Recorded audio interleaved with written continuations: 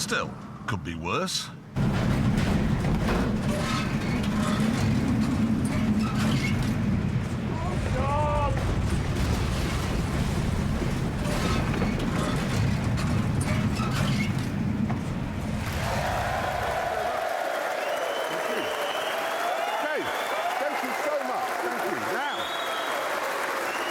We'll pick that up later on, but now it's time to put a star in our reasonably priced car.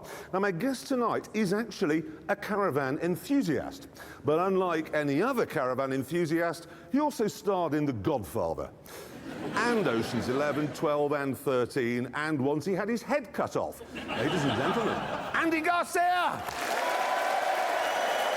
Whoa! How are you?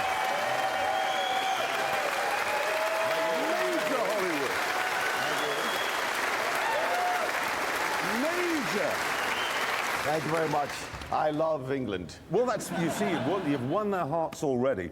Because I'm always fascinated when we do occasionally have big Hollywood stars come on the show. Please, please, please. Well, no, what it feels like when you get here, because I presume when you go on American chat shows, it's all red carpets and men with mascara and shiny teeth. Like you?